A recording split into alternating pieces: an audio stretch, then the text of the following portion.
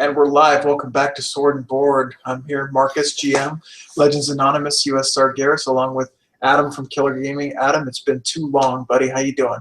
Yeah, it's been like at least 6 months, man. Oh gosh, how are you doing? I mean, you're GM. I'm just a casual now. What the heck? Well, you're not that casual, and I'm not that casual, but Oh my gosh, we're right? both. So tell me, what have you been doing? Warlords of Draenor? Oh my gosh. What at launch? It was all crazy. It was like I'm gonna change my whole dynamic up. I'm gonna be a shadow priest, and all my friends are like, "What are you doing? Like you're a tank. Like what are you playing a shadow priest for, man? Like you're dumb." And I just tuned him out. I hated it, and I'm like, but at the core of me, I'm like, I'm a tank. So of course I like level something I haven't played before, and that was a DK. I'd like muscled through leveling, and that actually I went on Holy or Frost for some of that, so that was fun. And then once I got to 100, I started tanking and was as squishy as Blood DK on NA, but you know you learn, and so on and so forth. And now it's like one of my most geared tunes. So yeah. So you've ditched the warrior monk for a death knight. Yeah, the best tanking class right now. I mean, come on. Oh my gosh. Oh, Arthas would be rolling over in his grave, man. Oh my gosh, totally. So you're deep into heroic Blackrock Foundry progression? Yeah, something like that, man. I just finished Blackhand not too long ago. So, I mean, Mythic, maybe. I don't know. My guild's like, I don't know. I kind of go back and forth between tunes, but I think we might just take a break till 6.2 just because we're all bored. We all have our gear, and it's not really worth it to even raid right now. We might just sell runs, to be honest, heroic runs, and make the some G Bank, and go from there. Right on, man. Well, it's pretty much the same story over here. We relaunched the new guild a couple months before Warlords. Got a great group of people together. We blitzed through High Mall. By the way, I switched to a hunter for the most part. Hunter, do you mean? Hunter, yes. But I'll tell you one thing, though. As a raid leader, it was much easier for me to raid lead as the hunter. I loved it. I was enjoying DPSing like it was just a brand new game. And unfortunately, one of our tanks had to take a break. He was a death knight. And the warrior, Marcus, relaunched right back in the saddle. I literally had like the only experience I had tanking was I had done 7 out of 7 normal High Mall, just as like an alt run. He had no gear, so they had to kind of carry me through, get some gear, and then jumping on the back. Oh, dude. What a totally different ballgame tanking was, because I hadn't really tanked on the warrior that much to really understand it, even in a heroic progression standpoint. But it was an eye opener how much they actually changed tank. I mean, it wasn't really that much different than what we were used to, but it's definitely a little bit different. So we're 9 out of 10. I don't know if you saw our recent YouTube. Yeah. Oh, of course. Yeah, those DVM messages saying Marcus is in the middle of a heroic blackhand. So, 250 wipes later. No. Hey. Shots fired. Shots fired. Legends Anonymous. Oh my god. I'm gonna have 30 people PMing me by the end of this hangout, being like, "What are you talking about? What do you want, Willis?" No, but we're sub 100 attempts, but we had a 0.1% wipe on Thursday night. Yeah, if the video's on YouTube, just look at the channel. Is it really? Oh my gosh! On YouTube. Oh my gosh! It got to be the most depressing kill, the 0.1%, because it was so depressing. So depressing. Oh yeah, I have a few of those. We actually have screenshots of one. Flamebender. We wiped on Flamebender at 80K. 80K. Ouch. We're like, really? But yeah, it's one of those things that you just like want to rip your hair out and like yell at everyone who died or like didn't pre-pod or like it's just how do you not pre-pod? Like I was kicking myself for not using the augment rune. I was like, man, if I just used the augment rune. But oh gosh, or what's that? Oh my gosh, that strength trinket, scabbard. Oh, what if I use scabbard like 3 seconds earlier? Like, yeah, some crazy trinket or something, half a second beforehand. But what can you do? We'll get them. We'll get them on Tuesday. It's not that big of a deal. Come on, man. Gotta get them up. So let's talk here about Tier 17 Okay. and all the changes that were made from our experience in Siege of Orgrimmar. Talk about night and day, huh? I mean, you got to really like pay attention as a tank. I mean, that's just like the first and foremost thing about tanking is just like you got to really pay attention to your surroundings. So I mean, coming from killing ogres to killing orcs and the whole different environment of like the Black Rock Foundry versus just some. I mean, it's a well put together raid, Heimall, but it's just like another MSV. It's not. It's just an intro raid. So I mean, it was very well put together. I would say BlackRock is a good favorite of mine as far as a raid as a whole. So Yeah, I couldn't agree more. I mean, Heimal, the experience with our guild was incredible because we had such a great group of guys. mhm. But BlackRock is up there for me because I saw most of it as a ranged and just as much as a tank. So I really enjoyed BlackRock. But what I really want to kind of get into is the change in the style, like what raiding has become, the changes to healing, the changes to tanking, the changes to cooldowns and things of that nature. They've gotten rid of a lot of the cooldowns that all paladins used to have Devo. Now only holy paladins have it. You even don't have a more, million. even more are being removed. I mean, like Fox and Amp Magic are being removed in 6.2. So Yeah. I mean, Whew. it's just starting there. I mean, they say they aren't clutch abilities, but I would say there are sometimes you're like, I'm so glad I had a Fox right there where you can, trank, like bopping and tranking on the move. Like, how broken, I mean, as much as we could say how broken and overpowered that might be, it could be the saving grace of a raid like Blackhand, like in phase one. I mean, bopping your druid healer is like the shift change or whatever have you. I mean, it can be clutch or even on Chromog. There's plenty of other fights, not just Blackhand and Chromog, but And, yeah. I really enjoyed the way they changed how cooldowns worked, how only holy paladins had Devo and resto druids had Trank and things of that nature. The one thing that I really enjoyed about Amp and Fox was how great they were situationally. Like you would use your Fox, for instance, we chain our Foxes on Hans and Franz during the stamp phase. Just little things that you can do. Like it's kind of like giving you a some food and say, make what you want out of it. Here's an ability, use it the way you want to use it. And then they're taking it away. Like that just didn't make sense to me. But the one thing that's really hit our raiders hard though, and all raiders, is if you remember, let's go back to Siege of Orgrimmar normal mode, which would be heroic mode right now, not Right. mythic. Yeah. The guild that I was in, we were 11 out of 14 within 2 weeks. Like you can just kind of blitz and power through this raid. You cannot blitz and power through Blackrock Foundry no matter your item level. Like they've designed these mechanics brilliantly to where it's kind of it's a skill-based game now. It's no longer just gear up, power through it. If you make a mistake on Gruul and the tank doesn't taunt, game over. And the changes to B-resing, I mean, just totally different ballgame rating is. What do you think so far the changes if you compare, let's say, Siege of Orgrimmar to Blackrock Foundry? I mean, like you said, you just can't blitz right through it, which was nice because you actually had some difficulty going in. I mean, yeah, you might know the mechanics from PTR if you got out there soon enough or you logged on for the raid times, but like you said, like the whole battle res timer, I think that's a good implication that they did, as much as like the change to dispelling, how it used to be instant, like, and there was the only cost or yeah, the only cost to that would be your mana, but now it's 8 seconds regardless. People were complaining about it, bitching about it, and now look where they are now. Now we're okay with it. Now we're happy with it.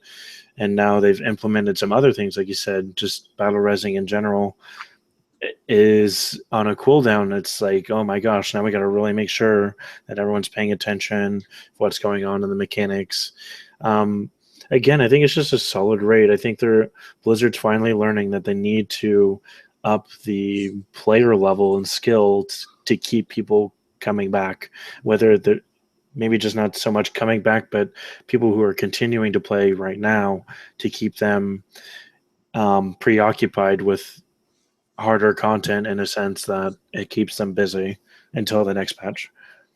And I think you've hit the nail on the head because it's keeping players honest. It really is. It's keeping, we had a couple weeks ago, we were a full clear at the time. We were still working on Blast Furnace, but we were wiping on Flamebender.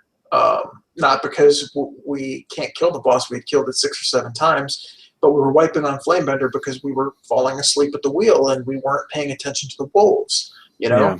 It's things like that, and that mechanic can kill you. Like it's not like Siege of Orgrimmar where you can mess up on Dark Shamans and recover. Like you can't recover in this raid because the way healing works, you can't you can't just boost everybody back to full health like that. Healers are going to lose their mana. So I think you're absolutely right. I think it's keeping raiders honest, and I think it's separating the players that could just log in, blitz through content, get geared up, and leave. From the players that are really truly into the game. I think that in the long run, you lose players that way because the WoW player base has been kind of engineered to just outgear it and blitz through it. Now they're not. So it's kind of like that cataclysm shock where this is really hard. You got to be on the ball, and we're not going to fucking nerf it for you. Kind of. I mean, I guess for argument's sake, that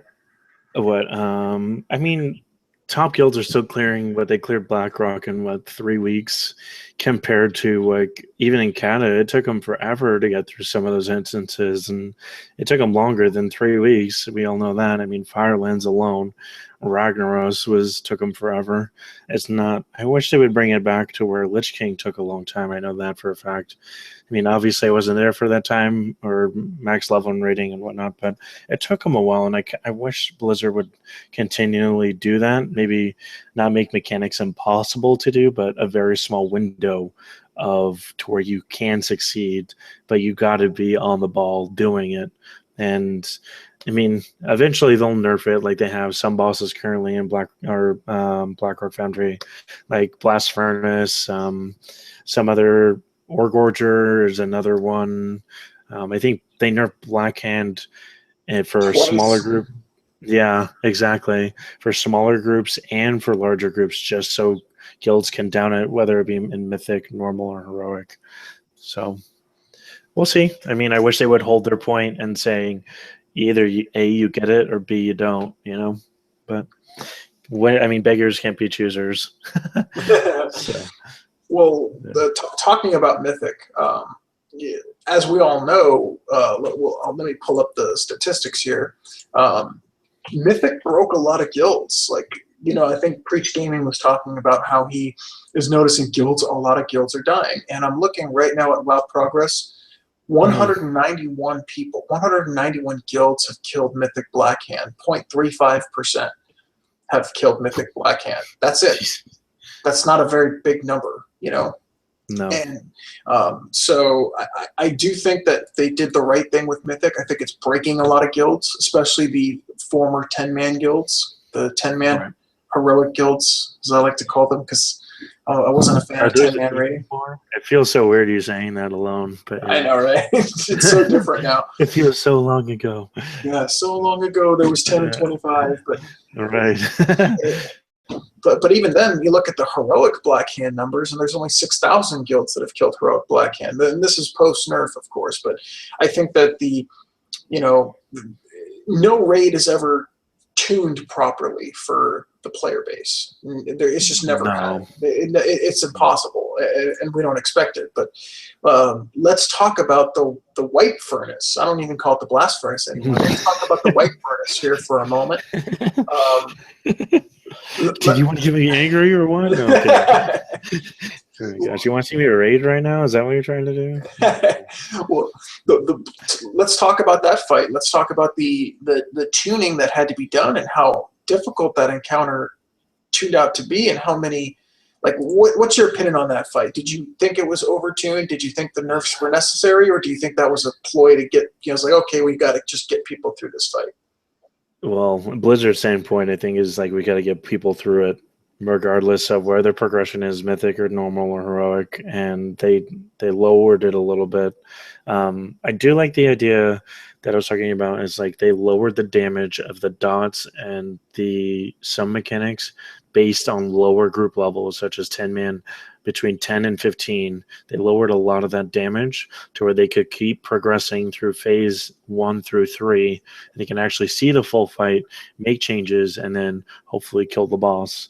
Um, when we were progressing through it, we got about 40 wipes in, and we were like, okay, we were realizing that Blizzard didn't tune this right, so we started adding more people. Unfortunately, we lost a little loot over it just to keep pugs interested in. We kept getting to phase 3. People were like really high hoped, and so we learned early on that we need 18 to 24 people to down this boss, whether it be a pug or not. We just wanted to down the boss. So again, we like I said, we lost a little bit of loot, but I think overall, once Blizzard said, okay, well, we need to get people through this, then you started seeing a lot of guilds kill it on any difficulty.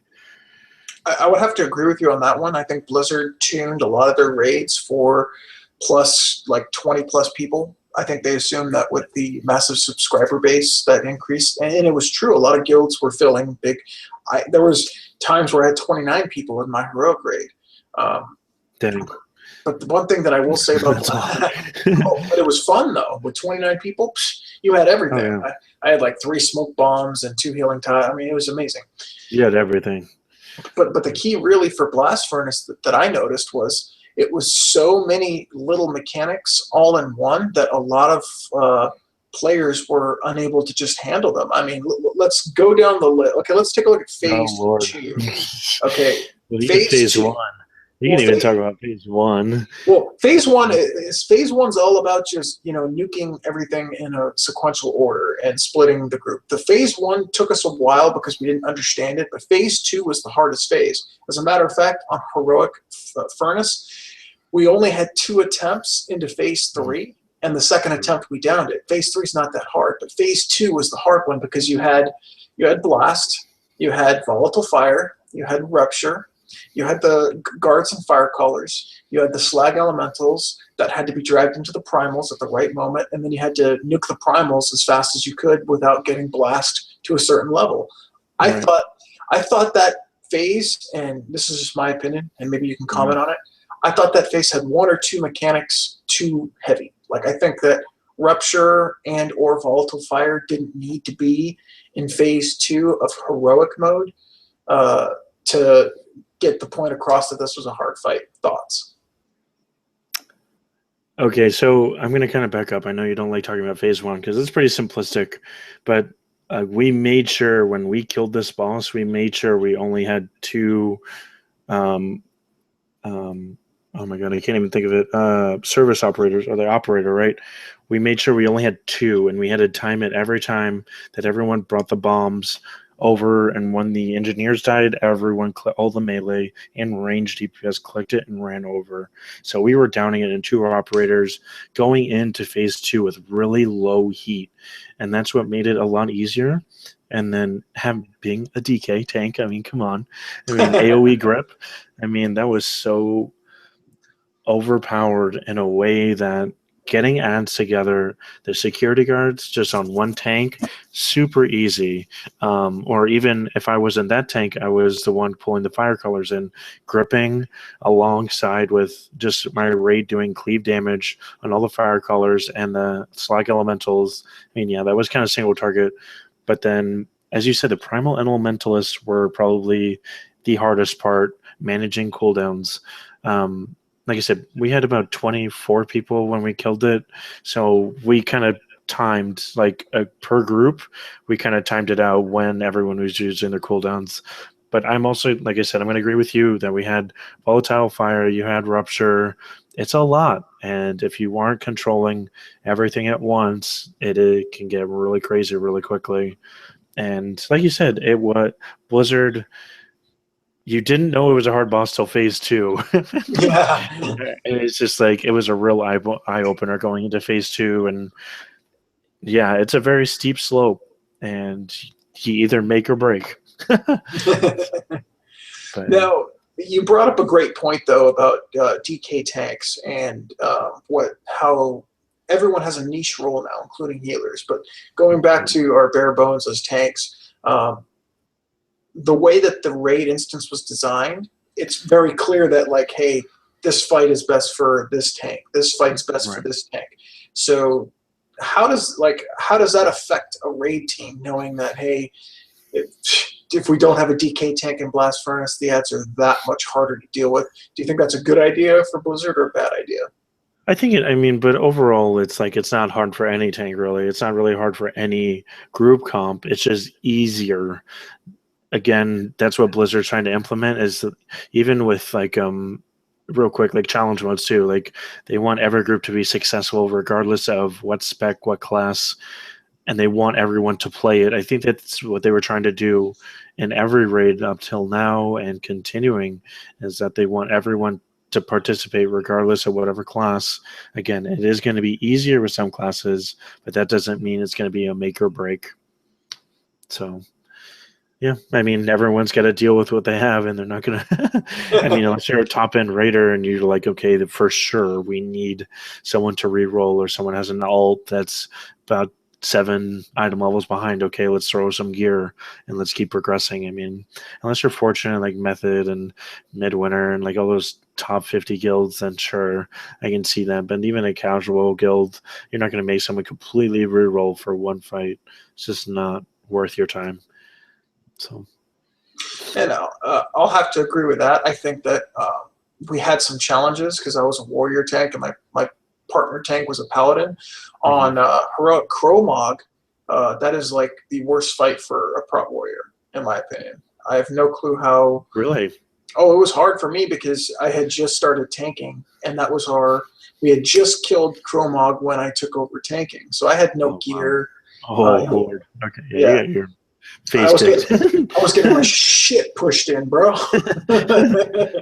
So we really had, there were some fights where I think the warrior tank is outstanding, and especially with some of the talents like Iron Maidens. I was like top 5 DPS on Iron Maidens. It was ridiculous. Hashtag cheesing it.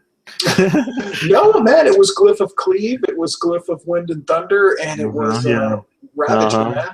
Right, exactly. Hashtag cheesing it. Oh, look at all the DPS and their revenge hitting all 3 targets. I mean, he was Ravager and Cleave. Like, I mean, any tank can do like 40k DPS. It seems like any tank can do 40k DPS on that boss now, which is nice. So, but yeah, I'm sorry. Continue. Go ahead. Oh no, that's all good. So, talk about some of the major changes to. I don't know if you've done mostly Death Knight. Talk to us about how the Death Knight kind of fitted your needs and what got you to tanking on a Death Knight, since you betrayed the Warrior Nate. No, shots fired. Oh gosh. So what's changed? I mean, a lot of experienced tanks who have been, or DK tanks, I should say, in general, that can hands down say DK tanks got easier. And I think that's why I kind of hopped on that bandwagon, is because it got easier. And I won't even lie about it. It just, runes became easier to manage, and it's just not as atrocious as it was back in 5.4, and now it's a lot easier to manage runes and keep mitigation up, and it's more user friendly in a sense to everyone. It's not just like, oh my god, I have why are these abilities only lit up versus these ones, and what does this purple and red mean, what does that blue mean, it's just, so I mean, like I said, it's a lot easier to deal with. And DK tanks have always been something I've always wanted to try. I've always deleted one when we had max level of 90. I deleted it at 85, and I'm like, oh gosh, why'd I do that? But now I'm like, I just love my DK tank. It's just something new, it's brings something different to the table versus like a warrior or a paladin or a druid or a monk. I'm not bashing any other tank class right now, but it's just something that was different for me versus a warrior. I mean, now I feel like the ultimate tank, magic, melee, everything. It can do everything and not feel incompetent. My class being incompetent at all. So, And that's the one thing that I think the DK has kind of taken a different stride. Like it's kind of it's progressed, but it hasn't gotten OP. Because I looked at the Death Knight tank and I said, well, it's kind of a Swiss Army knife now. Like it's got a different active mitigation, but they've got so many great abilities, at least isolated to Blackrock Foundry. It's got so many great abilities that just make things a lot of what does Blizzard call it? Quality of life. Like, you know, the ads in Beast Lord, the ads in Thogar. Like, yeah, teasing it, hashtag teasing it. It's just like, and it's like that my AOE grip is like, oh my god, life changing. So. And that's the thing. Like, I have a Mocking Banner on a 2.5 minute cooldown and a heroic throw that's only good past 8 yards. That I have to, you know, it just didn't seem like it was Viable. it just didn't seem it was viable or fair. Like it just didn't seem fair. You know, it's like, well, if you're gonna do that, at least lower the cooldown on my Mocking Banner. Like throw me a bone here or something. You know, the Paladin has or even Thunderclap, even like lowering Thunderclap, like maybe a no GCD, but like 30 rage or so, you know. Yeah. Well, like Thunderclap is like our AoE ability, but you're putting it on a cooldown. You have to glyph it to get it to extend the range, and it's got a 6 to 8 minute cooldown depending upon your glyph. So at least like make it a rate, kind of like the monk's barrel throw. I forget what it's called. At least Dizzying Haze, yeah, Dizzying Haze. Like give us. To make it similar to that, like, okay, make it cost rage, make it off the global cooldown, but let us get some threat on some ads if that's the type of fights that you're giving us in this tier. So, right. But yeah, it was definitely. I can be on that. I can be on, technically, my class can be on that same QQ point of if I don't have the right runes up, like, your guys are screwed. Like, I can't Blood Boil, and then what? And then all those ads going to run to melee or whatever. And I mean, granted, yeah, you do have to time it as much as any other tank, but yeah, I do. I can feel for you sometimes, especially on Throgar. Oh, I don't have runes for that because I just used like Death Strike, and I don't have any more like blood runes or anything. So it's like, oh dang it! Oh well, YOLO, hashtag YOLO. Well, so let's shift gears here and let's talk about what's coming up for patch 6.2, which hopefully reinvigorates some interest since a lot of guilds are kind of tapering off. It's that, you know, mid-tier blues, and it's hitting people hard, you know. Right. So let's first and foremost, Hellfire Citadel 13 boss raid. Is this a Throne of Thunder or is this a 2-tier expansion? Throne of Thunder. Oh man, you're going. His shots fired. No, I didn't even think about it like that, to be honest. Oh gosh, but I think they did so well at Blackrock Foundry that it's only going to get better. I feel like they took a lot of the plus sides. I mean, obviously, I haven't rated the new raid yet on PTR because it just got put on there. So I guess it'll be interesting to see where it goes. And I mean, obviously, they have top guilds testing it, giving them feedback, and going from there. I mean, that's what PTR is, and hopes that everyone actually sends feedback in correspondent of what's going on, and Blizzard learns that, okay, well, we need to pay attention to these people because this will lay the ground for everything for Hellfire Citadel. So I don't think it'll be like another Throne of Thunder. Sorry to kind of come back to your question. To be honest, I think it'll be Blackrock 2.0, dude. I think it'll be a bit better, and I'm happy about it. And I actually have high hopes for Hellfire because I think the lessons that we're kind of learning in this raid, I think guilds will be better suited for Hellfire because it's, you know, High Mall and Blackrock Foundry kind of showed raiders, hey, this is a new style of raiding. Get your shit together. And then come Hellfire, I think we're going to have a lot of interesting encounters. It's a long raid, so hopefully there's a few more gimmies. We didn't really have any gimmies in Blackrock Foundry, except for maybe Hans and Franz. I feel like there's a couple of gimmies. I mean, okay, other than Hans and Franz, what do you think is a gimme fight? If you really break down mechanics and you're basing it solely on mechanics, what fights do you think are gimmies? I'd say that if you like have minimal mechanics. Sorry. Minimal mechanics? Okay. I'd probably say that Gruul has minimal mechanics, except those mechanics can be very devastating. So if your group understands the fight, Gruul is a gimme.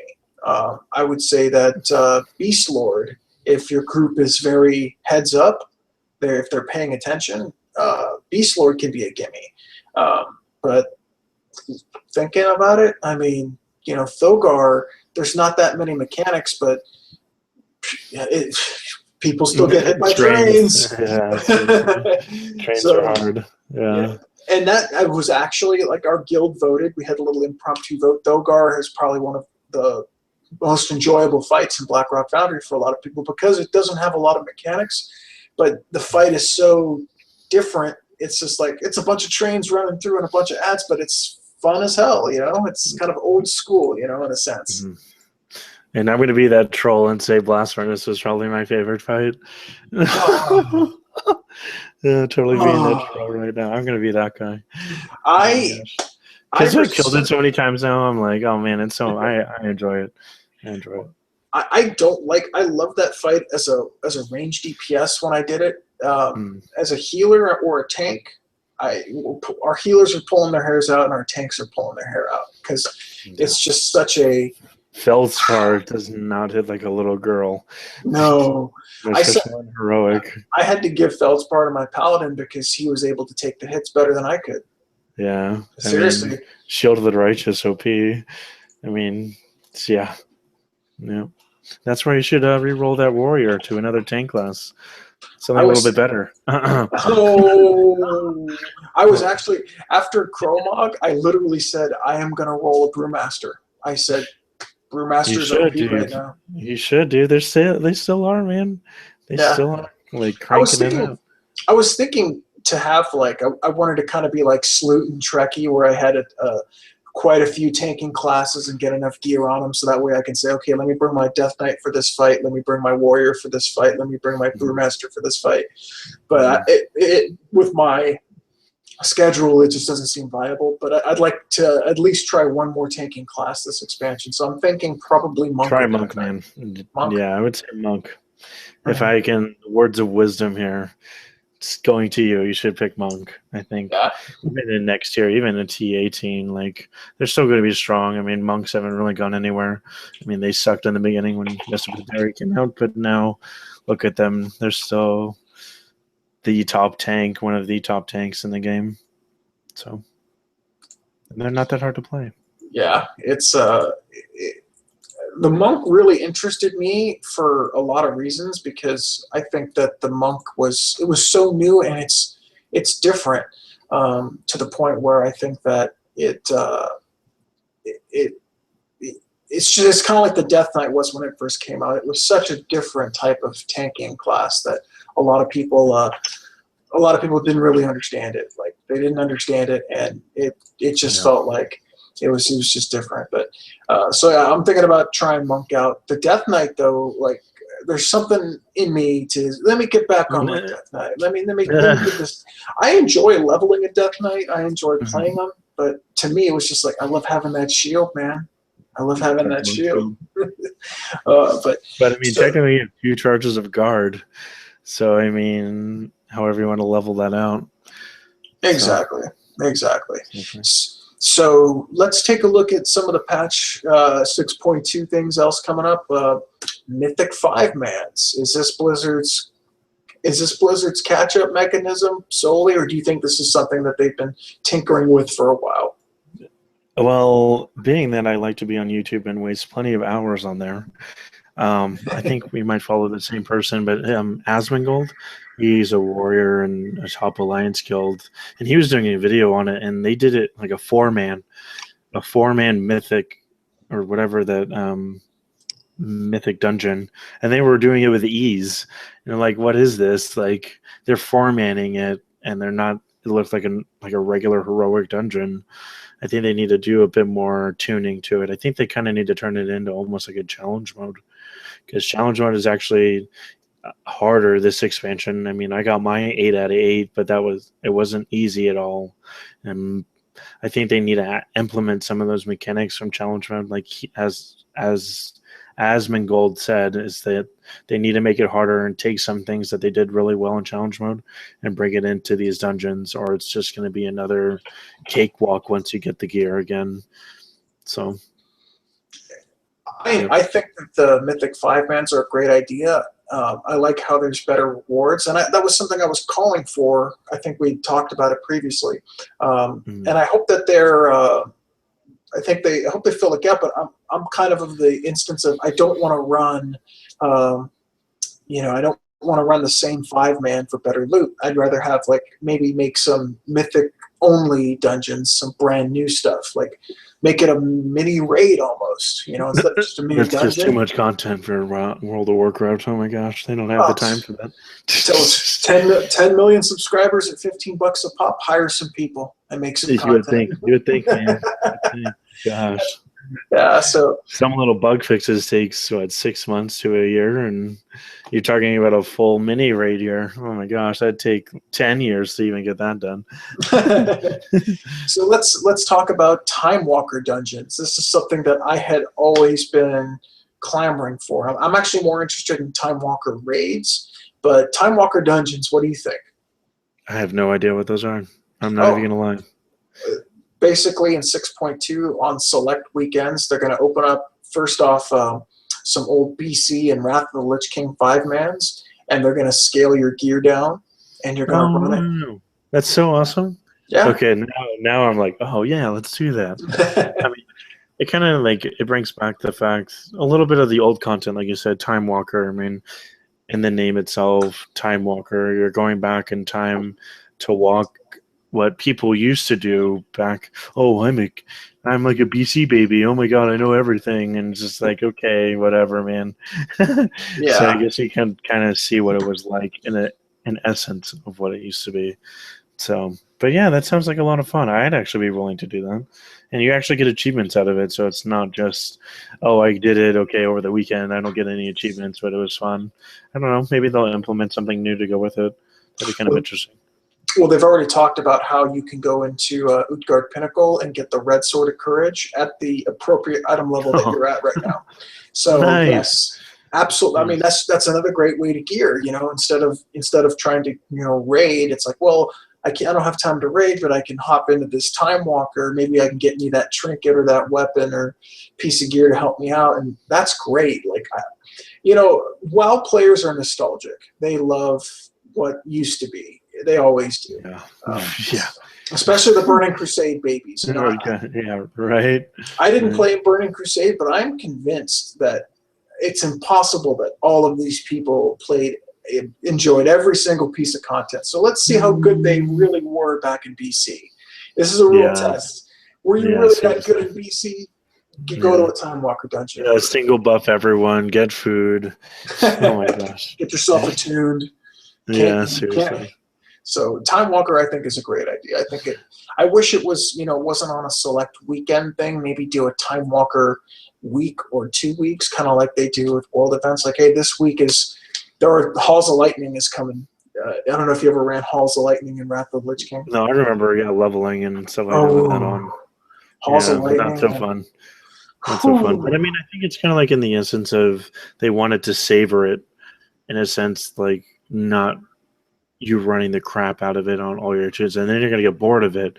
And then, again, it's going to be another thing that you're like, I don't really want to do. I've already run it way too much. I like the idea of it just being a weekend thing, and they're kind of rotating it through. I mean, it would give me the idea, okay, if I'm not doing anything this weekend, then I know for sure I can run this dungeon on this alt or this alt and still feel like I haven't done it all that much.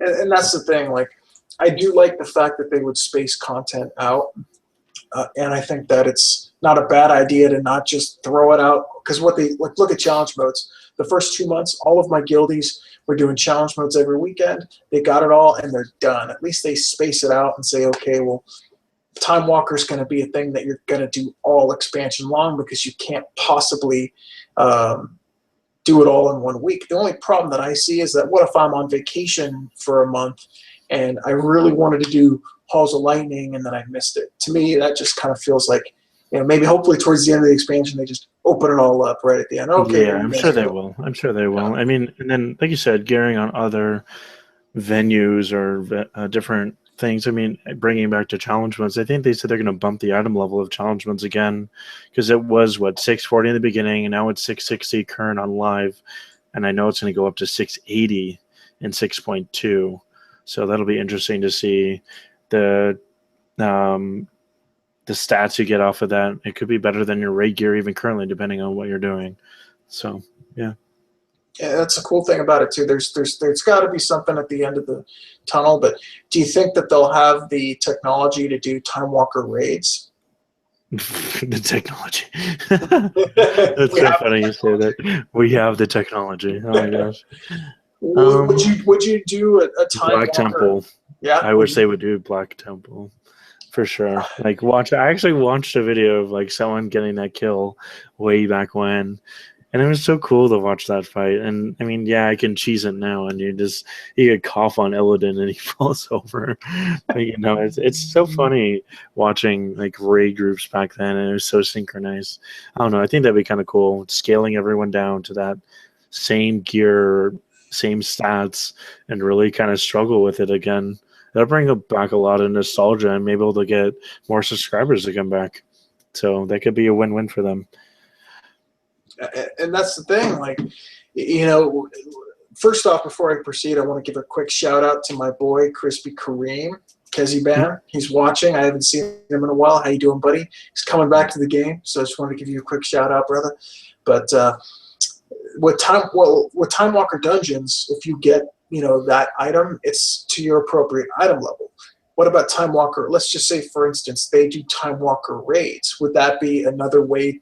Would they allow, if they did that, do you think they'd let you have the loot that's item level appropriate? So that way it's like, well, I'm gearing for Hellfire Citadel, but there's some cool items I want out of Ice Crown Citadel. Let's go in there, let's kill some stuff, let's get some gear, and then let's go to Hellfire. Or do you think that'll take away from their raiding content that's currently out? I think it'll take away from rating content. I think it'll be kind of handed to them, and a lot of people kind of complain about that now, as gear is being handed to a lot of people, whether they're buying it or whatever way possible. But I feel like if there's too many venues and people are really working hard and either normal or heroic, and then you have these casuals, not saying it's a bad idea, but I'm just saying you have these casuals who don't know any of the mechanics coming in and saying, hey, I got this gear from this Time Walker raid. Can I come in with you guys? But there's no real previous experience, whether it be in BlackRock Foundry or High Mall, and it'll be hard to read people like that. I mean, as you know, as a GM, you always want to look at their previous experience, but if they're just doing these Time Walker raids, you don't know how good or bad or what can come of it. So it'll be interesting if And that were that's to be a option. and that's kind of where I kind of come in and I say, well, okay, I understand you don't want to take away from your rating content, but what if some people will resub just to do Time Walker raids? Do you lose that revenue for like the Time Walker dungeons? I don't think took a lot of technology to actually implement. The dungeons are already done. All they had to do was, Yeah, scale it, rescale it. Yeah. rescale it. So to me, like, well, they did Molten Core LFR, and they talked about how they probably wouldn't do that again because of how much of a challenge it was. But I would love to see maybe just do an ice Smaller scale. yeah, like LFR or something like that, to the point where it's like, okay, well, you're going to get some gear and it's going to fill in some gaps. It won't be level appropriate to what the current rating content is, but at least it's fun, it gets people engaged, and it gets people back into the content, and you get some subscribers out of it.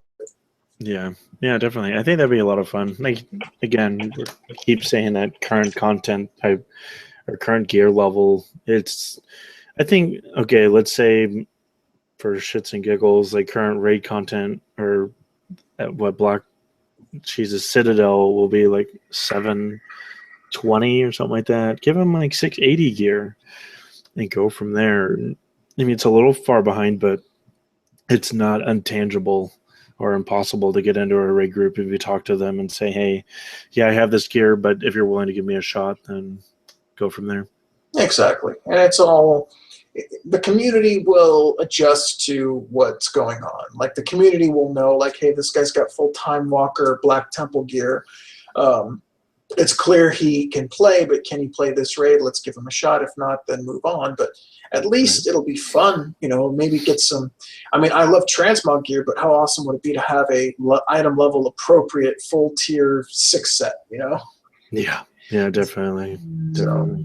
So it's one of those things where I think that there's some value in that type of content, because I guarantee you there's probably a couple of thousand people that will resub if all they can do is old raids at item level appropriate, make them feel powerful, maybe get into some new raiding too. So, and then maybe it might open to people for alts too. Like, alts. I mean, everyone loves their alts, and Blizzard's finally learning that at least one person on their account has an alt, whether it be an current level or just sitting. It's still sitting there, but it's considered an alt, whether it be level 90 or even 100. And I think they're doing an okay job at doing the catch-up game. If you have an alt, I mean, if you are a tank and you queue for a dungeon right now, you can get those little satchels, and it gives you 630 gear for appropriate loot specialization. So if you have an alt, just getting to a 100, you can have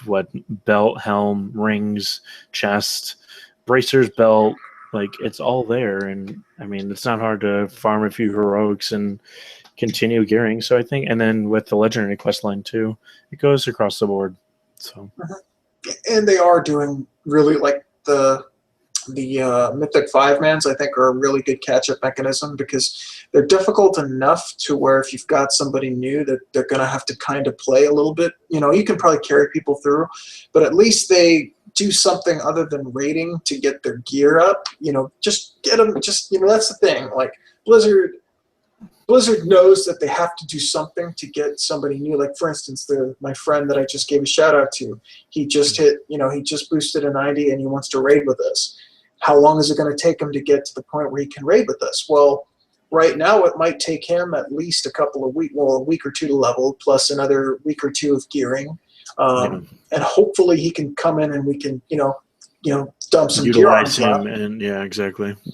And I think that, of more than 3 or 4 weeks is too long. You want him in there with you, enjoying the content as fast as possible, or you're going to lose him. Or you're just not going to be able to use them. Or you just grab him at level 100, say on Tuesday, okay, log on for raid, dude. Boom, throw him all the gear, and he's just, I mean, you're maximizing as quick as possible and just going from there. Mm-hmm. But, so what do you think? If people don't get mad. Exactly, yeah. So, that loot. So looking at how Warlords has played out, 10 million subscribers stood. They held at 10 million up until last month. We don't know how many have dropped off in the last month or so, but they've held 10 million. Is that a success? Is Warlords of Draenor a success, in your opinion? As of right now, man, it's kind of hard to tell. I think, oh gosh, I don't, because I mean, there's always two sides to it, right? There's the PvEers and then there's the PvPers. And you have to kind of look at it as a whole too, because you have this PvP community that's very strong and very, I don't know. I mean, they have a point as well as any PvE or casual, whatever. But I think in the PvP section, it's not been that great. It's not been successful. But as a PvE person, I think it's been very successful. And they can, I guess we both have said that it'll only get better with Citadel. We hope it to be better, but whether it actually will be the defining point of Warlords is as successful as we want it to be, or as Blizzard sees it to be successful. But they have to keep learning. They're doing a good job now. They're taking a lot of feedback and they're learning from their mistakes. Finally, it took them only so long. But if they keep turning the wheel and they keep hiring people to listen and read these comments, the game can only get better. So, and I would probably agree with you on the PvP aspect of it. I think PvP hasn't progressed in a way. It hasn't really gotten better, in my opinion. I mean, I don't even do, in my glory days in Wrath, I was during the week, I was PvPing all week, and then I would be raiding on the weekends. Like, that was my thing. And now it's like, I haven't even touched PvP. I mean, I can't even get into Ashran. That's another problem. Well, they broke that. Blizzard broke that one, so you can thank him for that. Blizzard just they fix one thing and they break one other. Exactly, exactly, and that's and I know they mean well, but it's one of those things where if you can't do something well, there's no point in even trying them. At least with this audience. With this audience, if you can't put out content that everyone can enjoy or even access, then just toss it and try something else. Like, Blizzard's notorious for, saying, like, one of the things that Blizzard always says, and they've said this at BlizzCon, is we don't want you to do this. And in my opinion, this is an MMO, and if there's certain things that we want to do and want to enjoy, then you either give it to us or you don't, and you pay the consequence. You pay the consequence. A lot of people unsubbing, and they lost a lot of money that way. And they're learning. They finally learned because their shareholders are like, so where's my money at the end of the month? So, but yeah. And that's the thing. Like, I think Warlords was a step in the right direction. It was make or break for Blizzard. You don't lose half of your peak subscribers and survive. I mean, let's say, for instance, you were the chair of a Fortune 500 company and half of your customers disappeared. Would you still be the chairman of that company? Probably not, right? Probably not. You'd always cash out, but you'd feel like you'd have to cash out. But at the same time, I don't know. I mean, looking at Blizzard from the beginning, they've had so much success, and it's only going to continue, whether it be just when World of Warcraft. I mean, look at Hearthstone. Oh my God, that thing is blown out of proportion in just a small amount of time. That game has been out for a year, 2 years at max, and then look at Heroes of the Storm. Like, that's still in. Well, no, that's out of beta, but look where that's going. Like, or I don't know, it might still not be in beta, but regardless, that's like another game that's up and coming. And then you have Overwatch. Like, what? It's just another outlet that they're trying to do and not focus so much on World of Warcraft anymore. And I understand that, but I mean, I don't know, like you said, would I still be that person of that chair as of today? I probably still would, because I know I would have some faith, knowing, because I went to BlizzCon last year, so I knew Overwatch was going to be the best game. So I'd still say. Well, not to get off topic, but Overwatch isn't my cup of tea. I'm not into it, huh? Well, I mean, I tried Hearthstone, and I can see the value in Hearthstone. Especially for the card players that really enjoy the card games, like the Magics and I played Warcraft trading card game and things of that nature. So Hearthstone, like, to me, like, at first I'm like, why is this game so hyped? I tried it. I think it's great, but it's not something I'll unless if I could do Hearthstone on my cell phone. You can. Oh, you can? Yeah, you can download it on your phone now. Oh, okay, shit. Point, yeah. I'm just going to shut up now. Let's talk about how wrong I am for the rest of the day. But the overall health of the game, I think, is great. I think that I think it's good. I think it's like in the middle, a little above the middle, but yeah, I mean, that's for argument's sake of it being. You think it's great. I think it's good. Obviously, room for improvement. So. Oh yeah, it's not perfect, but one of the things that I'm noticing now was a lot of the players that came back for Warlords that were not looking for mythic content. They were just, let me check this out. I think they're gone. And even though the subscriber count stayed at 10 million, I think that this next quarter's report, I think it's going to be a little bit lower. I think they're going to lose probably close to 1 million because I don't think that's a lot. And I think that what eventually happens is you don't have the same player base that plays WoW, as they've always said, is working 5 days a week with kids, So I don't think that, and my guild has lost some members. Not that they've left and went to other guilds, they just real life caught up. And it's just, how do you battle that? You have to give them content that they can do and progress in that isn't time consuming. And I think right now raiding, depending upon what you want to do, is time consuming. I think the biggest problem right now is mythic raiding.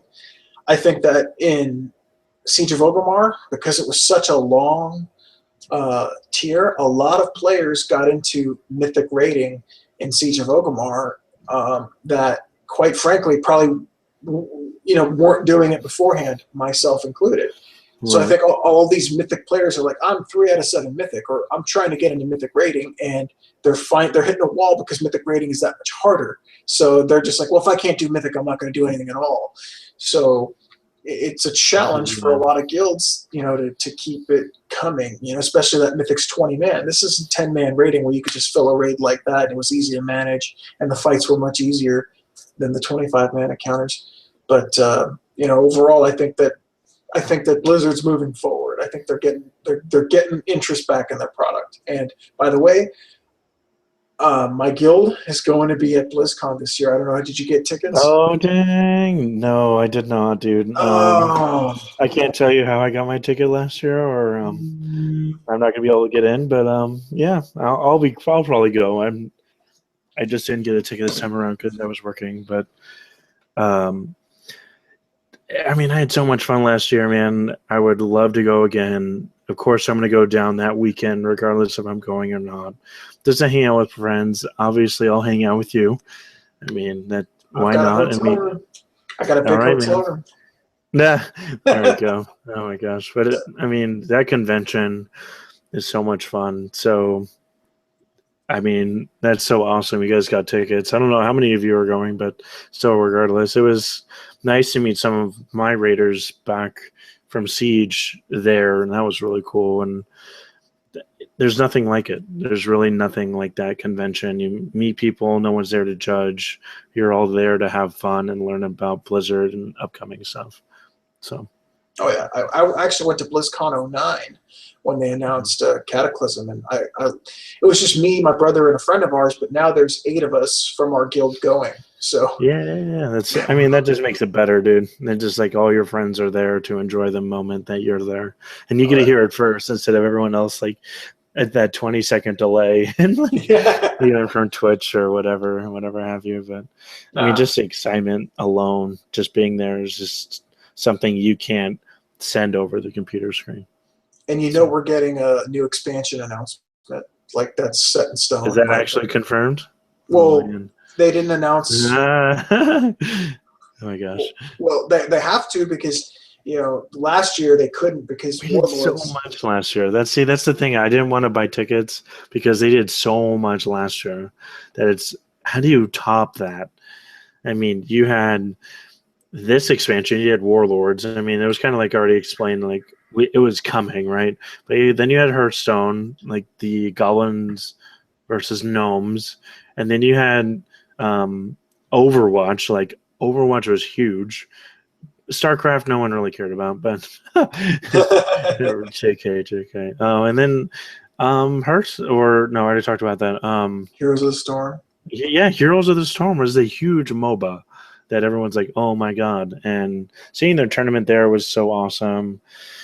But I mean, you can't beat Metallica. Like, come on, like Metallica. You get a free Metallica concert. I mean, I got a free Metallica concert, like for $200. Well, I didn't pay $200, but I mean, regardless, I hope it's another great BlizzCon. Oh, and I got to see the trailer for 2 minutes of the new movie, and that was something I got to see before anybody else did. That, I mean, granted, you guys will see it maybe more than 2 minutes, exactly. But it'll be fun. That's the thing. Look at what's coming for BlizzCon this year. There's an expansion announcement because every other BlizzCon there is one, because by the time we get to BlizzCon this year, the expansion's mostly over, Warlords. So you're getting that. You're getting more info on Overwatch. You're getting more info on the movie. I guarantee you, because the movie comes out, I think, a year next year. Well, it comes out next December, right? Right. Right. So I guarantee we get a teaser trailer. I know you saw one, but I think we get more into the movie. I mean, there's so much that's going to be at this BlizzCon that I hope it's just going to be so. incredible. It's I going to be hope so, incredible. because last year was, I mean, the statues alone, just walking around, now I'm like having flashbacks of that. And the statues alone, and like I said, meeting all those people, it'll be an experience for you. And obviously, you didn't forget the one from '09, and this year is only going to be just that much cooler. So. Exactly. And that you can't beat BlizzCon, but you can't beat BlizzCon with friends. We've got I already booked. I booked the hotel before tickets came out, so we've got the suite. Good. We were able to score tickets despite the Eventbrite scandal, or as I like to call it. Did you, How many tickets did you guys actually get then? You said 9? We were able to get enough to 8 of us are going to be going. Okay, gotcha. So Okay. 8 of us, and we're already working. Dang. Yeah, I'm making the long drive down. So Well, yeah, I might have to hitch a ride if I'm going down that weekend. yeah. Gosh. I mean, come on. You can cram in the back of my car. Yeah, let's do it, dude. That Camaro, I would love to. Oh man. So yeah. So yeah, I think that should do it for this podcast. We've gone over an hour. Wow. Look at us. I mean, it goes so quickly. I mean, with us just chit-chatting about World of Warcraft, tanks, and new tier, new patches coming. I mean, there's always going to be talk of that. I mean, you could easily go over 2 hours just talking about 6.2. So, I mean, yeah. I mean, it's always fun talking to you, Marcus, and everyone at Legends Anonymous. I'm sure I'll get PMs later about your 200 wipes on Blackhand, but it's not 200. But yeah, man, it was another great show. We'll keep this going since now we're both for sure tanking full time. Because when you first logged in and started raiding in Highmall on a Shadow Priest, you're like, wait, what? What are you doing, Adam? What are you doing, Adam?